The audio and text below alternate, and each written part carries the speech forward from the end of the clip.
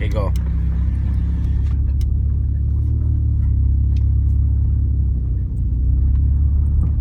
Well, I guess it all, everything starts with birth. I was born in Sierra Vista, Fort Huachuca, Arizona. And basically what that is, a military installation within a mountainside. So you have an entire city, a mountain that's basically militarized. I was born to Dan Steiner and Joanne Steiner, and when they got married, they were young. They did the best they could, but my biological mother, Joanne, was a very damaged woman, and she was not a very strong woman. Dan, my biological father, was the love of her life, and she was madly in love with him, and she was like that right up until I was about 4 years old. And then Dan decided that he needed to dedicate his life to the military, the Army, so he ran off and joined the Army, basically more or less orphaning me, because he didn't want or have anything to do with me after that, really, except every 3 or 4 years, maybe you drop a letter, drop a line, something like that. My biological mom would read it to me, but other than that, he didn't really have much going on in my life. And mind you, that's when I'm about 4 years old, and he leaves us, me and a damaged woman who's supposed to be my mom and be there for me, but she was too damaged, she couldn't even be there for herself. She she went into a Great Depression. She wasn't a strong person in the least sense, and she went into a Great Depression, which left her pretty much comatose on the couch for weeks on end. She'd be in sleeps, and she'd be doped up, and she'd be drugged up, and she'd be drunk, and she was self-medicating herself all those years. So I didn't even have a mother, because she was in the room, but she wasn't even conscious enough to be there for me. So from the time I was pretty much 5 years old on, I raised myself, and it was horrible. It was absolutely horrible. I had a nightmarish childhood because my biological mother was so weak. Eventually, when she did get up and on her feet, she was working a waitressing job, and she started dating again.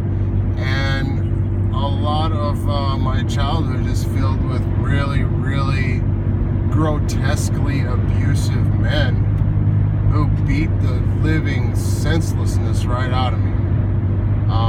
The first guy she was with, his name was Chuck. That dude was fucking evil. That dude was pure evil. Chuck was in the picture for about a year, and maybe a year and a half total, and he was her first real relationship. But what she failed to realize is that Chuck was a pedophile, and an abusive one at that. So every night, Chuck would come into my room and have his way with me and molest me. And then during the day, while my mother was at work, he'd beat the shit out of me with any number of objects, from wrenches to, he was a mechanic. So he always grabbed his shit. He'd hit me in the back while I'm running away or something. And another thing he did that has been with me all the way to the day, until I die, was the fact that he put his cigarettes out on me on a regular basis. He'd grab me by my cheek and hold them there and tell me I was no better than an ashtray, and he'd take his cigarettes and he'd put them out on the top of my head, and then he'd rub it in. And that's just one example, to give you an idea how evil this guy was. He had twin Doberman pinschers that were full grown and highly trained by his command, and he would have these things pin you up against the wall and stare at you for hours on end. He'd make these things, he would use them to terrorize me wet my pants, and it was horrible. So on top of, you know, I had a mother. She was doing all her own thing, but at the same time, she'd work hellacious hours, 12, 15 hours a day as a waitress, come home and sleep right away. And she was in love with this guy, and she wouldn't listen to me when I tried to tell her, you know, there's things wrong with this guy. He's not right, and she didn't want to hear it because that's, you know, that's her man. So there I was, a young kid with my entire childhood ripped out from underneath me, and I didn't have a father around. My mother wasn't there mentally. She couldn't handle her own shit, let alone my shit. And it was hard. And we spent, you know, she would spend a lot of time on the couch and not enough time working. And she'd be unconscious for days on end, and I would have to learn how to fix my own food. And if I couldn't fix my own food, I'd find food, usually covered in cockroaches or something, and I'd knock them off. I mean, you know, when you're a little kid and you're crying, you're hungry, man, you get stomach cramps, you need to eat. And it's kind of hard to eat when the only guardian you have, the only parental unit you have is comatose on the couch, and you know, I mean, what do? You either die or survive. That's what you do. You either die or survive. So I survived. I mean, every day was a fight. Literally with cockroaches. I would fight to shoo the cockroaches off the food so I could get something to eat. You know, and so I've had a seriously nightmarish childhood. I've got the profile of a serial killer because of my childhood. I'm really intelligent, but I'm very disciplined.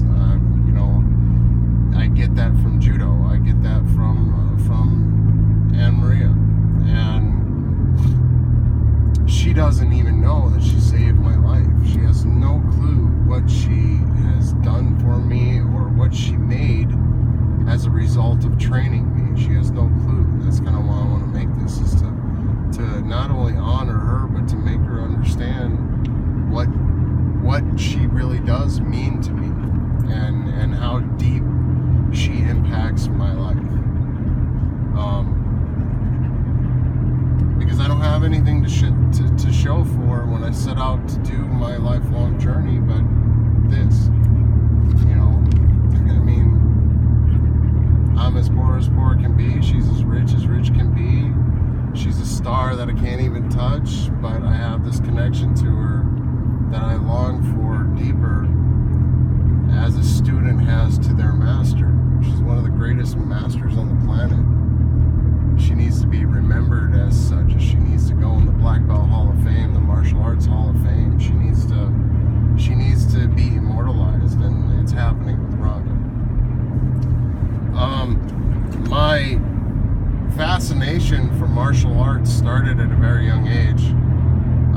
On my 6th birthday, my biological father had sent me a taekwondo uniform with a junior black belt with it. It was set up for a 6-year-old. It was my birthday present, and it was a connection I had to my biological father, which I was missing really bad in life. And when I got this, he'd sent it from Korea, because that's where he was stationed and working and living.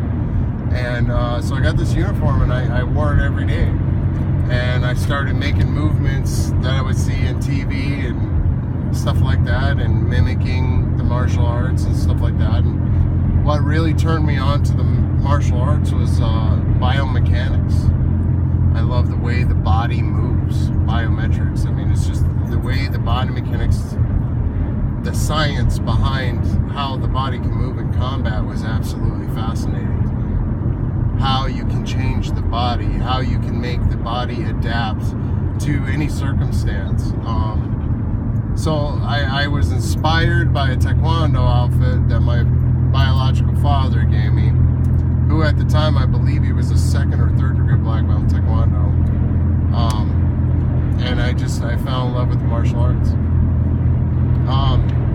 as I was growing up, I didn't have friends. I was an only child, and that was, being an only child, it gives you social disadvantages that having a brother and sister doesn't give you. Brother and sister, they have social compatibility with one another. They grow up with one another, but a single child doesn't grow up with that social connection that most kids do. So I was very disconnected in school. I was disconnected in life. I was disconnected in a lot of things. I didn't know who I was or what I wanted in life. And I got into fights every day because I was always the fat white kid growing up, you know, in an all different race neighborhood. And I was in fights every day. I got beat up every single day. There were days where I would just lay there because I was tired of getting beat up, you know. It was a really hard, nightmarish life because of being molested and having my whole psyche and identity and everything messed with at a very young age. I couldn't even be social with other, you know, female counterparts. I've always been socially awkward in that sense, and it's always been really hard, and I've always been living with immense internal pain on a level that most people don't understand. And you know, fighting cures all that. The martial arts, being able to drown my focus into the martial arts, that was what saved me.